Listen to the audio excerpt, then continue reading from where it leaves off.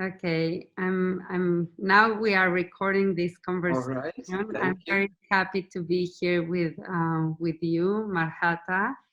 And this is part of a series of conversations that we are trying to keep in Sadhana Works under an umbrella called Consciousness.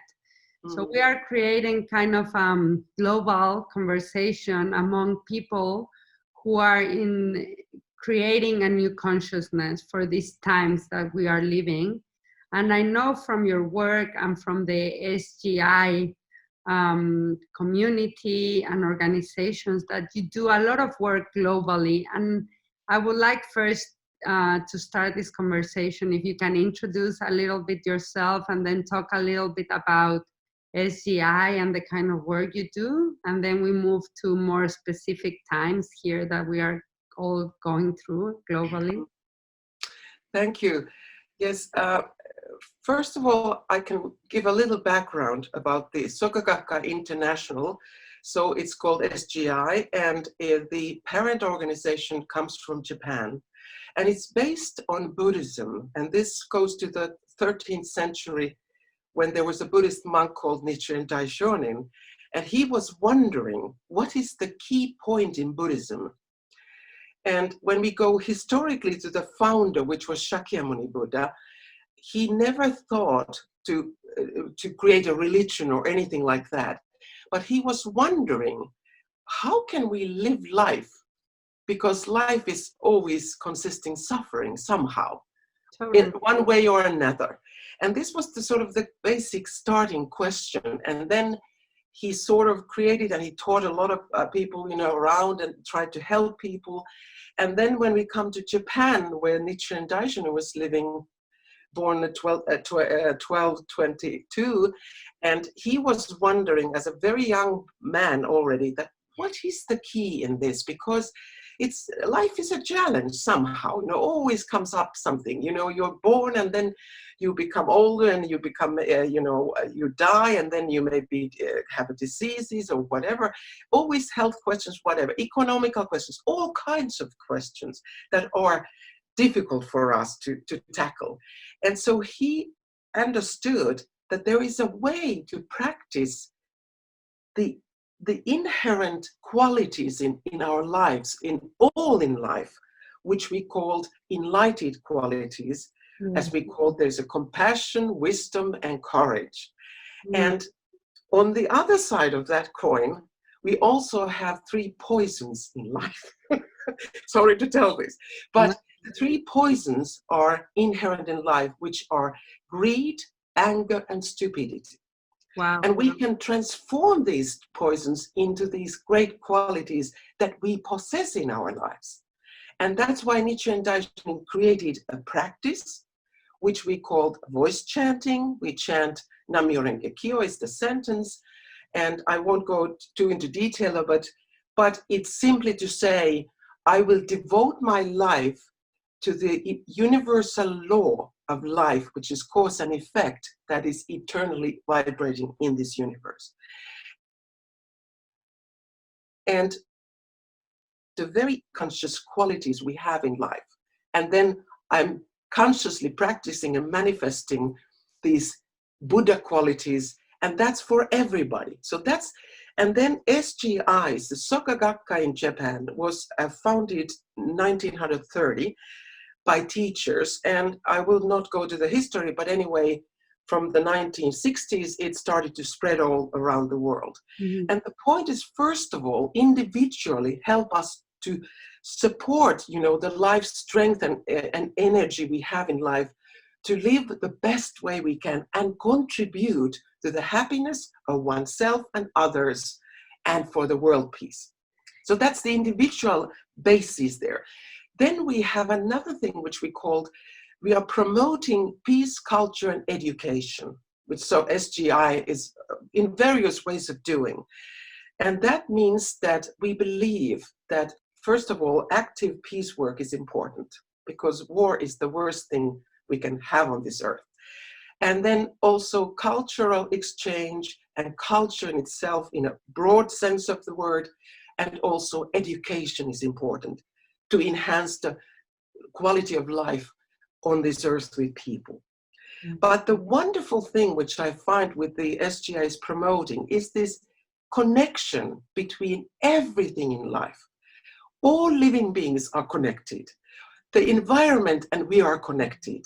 So we couldn't be living here if we didn't have the environment. And the one wonderful aspect which I look consciously when I think about the personal development in this process is that we respect nature, which means we know that we can't destroy the environment because we can't live otherwise, right? Our home, right? It's like burning. It's the basis. The earth is for everyone living. Every living being is entitled to live here, and it's home for everybody. And when we become conscious of that, that changes the idea of division, you know, us here and we are protecting, and especially when we have sort of difficult and challenging circumstances, like different crises in life. They can be, of course, national, global, etc. People become afraid, and fear usually creates aggression and anger because we're trying to protect ourselves. Totally. And I would like to go, so now that we are talking, I would like to go first to what you're sharing. It is true that a personal practice can change your life, right? And when you change your life, then therefore you change the life of those around you.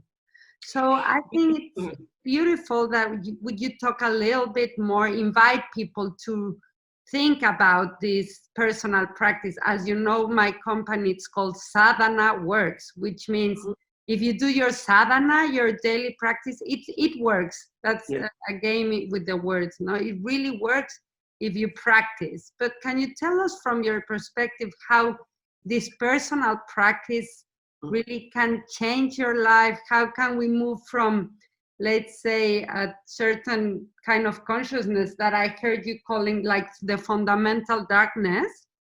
Yes, that's true. Yeah. How you move from fundamental darkness into enlightened consciousness or into love, kindness, compassion, gratitude. How is the practice like the vehicle to move from one dimension or to one life to the other one? Right. I mean, we say that the fundamental darkness is part of life. And, you know, that means that my view of life is very limited. And I don't really see the positive, the deep, enlightened nature of life, which is everywhere. It's in me and in others.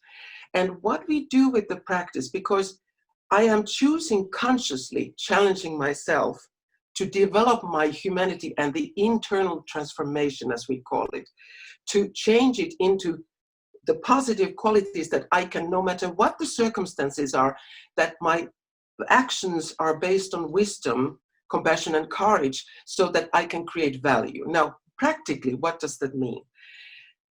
My experience, of course, because when I started to practice, I didn't know anything about it. Of course, I just tried it out. And all I can say, of course, I'm consciously chanting something, Nam-myoho Renge Kyo, and I'm just doing it. It's like a flow. That's the meditation part of it. And it means that I am not at that moment really knowing what's happening in me, because I'm just sitting consciously here and knowing that here I am and connecting to myself with the flow and with my surroundings. So I'm just doing it. You're trusting the process. I'm absolutely trusting it. Trusting that something that probably you don't even understand, it's happening at a deeper level of your being. It's an unconscious level, because it's like we talk about consciousness levels and then we talk about unconscious levels that we don't have knowledge about what's going on there. We know that people have subconscious, etc. And I'm saying this goes deeper than the subconscious. It goes in a very, very deep conscious level in life that I am not conscious about. Yeah. And when I'm sort of activating it by chanting, this means that this energy comes and transforms my whole being, mentally, physically, emotionally, whatever. And it's not a conscious knowing that what's going on. I don't know the process, but I'm trusting it. when I'm trusting, it then comes to the part which I say, we go out to this life. We go to the society, we are living our lives. We're not going away and thinking that, oh, I just don't want to be disturbed. No, we go and live our lives the best we can. We try to help myself and others to live the best life we can, which means I'm connected to the environment. And this means that when I become conscious is that through the experience, what the practice, the chanting, how it affects my life, my decisions, my actions, what happens in there. I can, have many goals. They can be whatever. And then I'm getting an experience, which means that I'm seeing practically, aha, I was able to do something or decide to do something that made a good good effect to somebody, and I was helping. So I get back the feedback from the environment, what's going on. That enforces my knowledge about, this practice seems to be working. Exactly. And so I go again to the practice, and then I go again to my life, and I use it so that I can, all the time, I'm practicing, so it's a process, and means that, yes, sometimes I succeed better, but I'm conscious about knowing, well, this time maybe really didn't go so well, but I'm still merciful to myself because I know it's a process, I'm developing myself. And again, I go and practice, and again, I look at the challenges, and again, I look at the solutions, and again, I try to see my behavior, because the behavior is the key to be a Buddha in this life, which means just to be an enlightened person who understands the true nature of life, which means I think we could summarize it so that the deep consciousness we have in life is compassion, love, caring, etc., empathy. And every living being has that. And we have it more or less coming out, manifesting itself.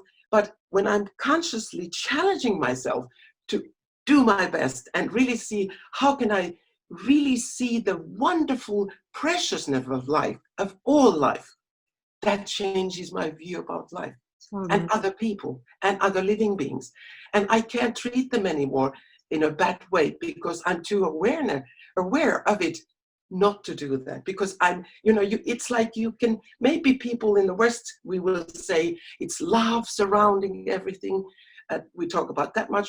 We talk about in Buddhism, compassion, this caring, empathy, and that changes your life because I change. My environment gets the effect and it changes. So we believe that the transformation starts with a single individual, and it starts with me, not with others.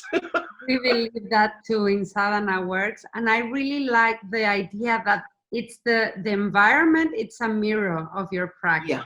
You practice, you stick to your practice, you trust the process. You don't know what's happening, but then you go out and then it mirrors. It's you test it. And you get the reflection of your own discipline, your practice, you're sitting down every day, trusting that process, and then you see it in your environment, you see it in others, and then you see it in your work, in that how you are more concerned about serving others. And I think the practice then makes sense when you feel like the deep desire of your soul is to go out and serve others. It's contribute the well-being of others. And we believe that if we understand that the human happiness, it's not that I'm happy, but it means that everyone can be happy. And we have a life that creates more value than anything else, that is a positive value that we talk about. And also that's how we can become and have a peaceful life here and peaceful world. And of course, it's not a fast process, but it's a lasting process, more or less. And I think that's why we talk about that the consciousness that we start to more and more see this will change the ways we live nowadays. And we can also understand that we can't. It's terrible to think that we destroy the environment. We can't do it. Exactly. It's something, and I think the situation we're living now with the coronavirus is just one way of giving us an opportunity to reflect the situation. How do we live? and see that we can change the way we live, And so that we don't deprive or destroy everything around us. And I just wanted to add to what you were saying, because it's true that it's not a fast process. Sometimes we think everything we want fast, because we're learning that you click a button and you get the movie. You click another button, you get your food. Everything, it seems fast, but this is a process that takes some time. But it is true, I agree with you, that it's a lasting process. It's a legacy. If you change yourself, then you change probably the feeling in your house, in your kids, in your family, and that transcends. It has like another kind of penetration into generations, and that's a beautiful way of also seeing your own practice, because it gives more sense to what you do personally. And I also agree, this is an opportunity we have to take care of the environment in a different way. And before we started our conversation, we were talking, and I would like to summarize and close our conversation with this. How can we reach out, even if we are at home? How can we reach out to those who are very isolated, who are really going through a situation of feeling very lonely? And what can they start doing at their homes? Or how can we bring some of the tools to their homes so they can start having another experience of themselves, another experience of their lives? Well, I think that what we have been seeing already, and I think also this is one thing that, first of all, we have, of course, quite amazing technological tools in many ways that people are using. I mean, there's the internet connections, there's phone, etc. There are a lot of these sort of video meetings and all that stuff, which is happening already. And then there is other thing which I've noticed, that, you know, if you live in a sort of building that you have other neighbors, etc., many times we can, you know, ring their doorbell and just ask if they need something. This has happened here in Finland. I'm sure it's happening everywhere, other places too, because, you know, they don't dare to go to buy their groceries. They maybe don't even want to order them. So this is a way to sort of just very simple ways to connect and say, you know, hi, do you need anything? Can I help you? So just a human connection. And then when you say about people that might absolutely have nobody, and so they stay isolated at home, I feel that neighbors can be connected in this way. And then, of course, we have a lot of organizations also in Finland, organizations that, for example, offer this kind of a friend service, which I think it's also very important if you have people who are completely alone and they are older people. And I think, you know, then it's to say there are always another human being somewhere there. And this awareness is something also. And of course, when I do this chanting, I am also chanting for everyone there at the same time, which I think people do, you know, just to really, you know, sort of send the good vibration to this world, so to speak. Totally. And we know, and it has been proven by science now, that everything is interconnected, as you were saying. An intention has a vibration, and that intention vibrates in certain ways, and it reaches out. So I think we can unite in also in sharing this intention of or having another level of consciousness as humanity, like lifting our consciousness as collective humanity. Yeah, it's wonderful. It is, and it's also, as you say, scientifically shown that that is happening, and that all is energy, and the energy is connecting. We are all there in the same energy, so it's lovely. And in that sense, you can do it also, as I say, with the intention, as you say. It doesn't need to be physical contact. So it's really a wonderful, and also that this time gives us the opportunity to open up to other people, because we might know that somebody is needing something. Maybe I can help there. Can people reach to you? How can they, for example, if someone is looking at this interview and they're interested more in getting to know more about Buddhism, SGI, your own personal work, how can they contact you or get Yes, we have international website, which is the SGI.org. And we also have, of course, individual countries that there are the organizations and the communities that you can contact through the internet. So that's very simple. But the SGI.org is very, very useful. You see the basic stuff and it explains quite a lot there. So it's easy to take a look. I love the work that SGI does in terms of working with peace, working with building a new kind of society. As you say, it really touches education, peace. It's a way of life. And in sadhana work, it's really what we believe in. It's a lifestyle. We call it a lifestyle because it's really what we need to think. It's not that you practice and then you go out to the world and you participate in this kind of destructive or dark ways of being. It's really a way of life, and I really admire and appreciate this kind of work. And I love to know now that you are chanting, and that you are chanting for many people, and that in a way we are all connected in those chants and in those intentions. So thank you very much for your time. Thank you, my pleasure. Thank you so much, Maria. Thank you. Have a wonderful day. And we just hope that more people join us in this chanting or meditation or prayer. You can call it in every different. Yeah, it is a prayer. Yeah. Okay. So thank you so much. Thank you, Marjatta. Yeah, take care. Thank you.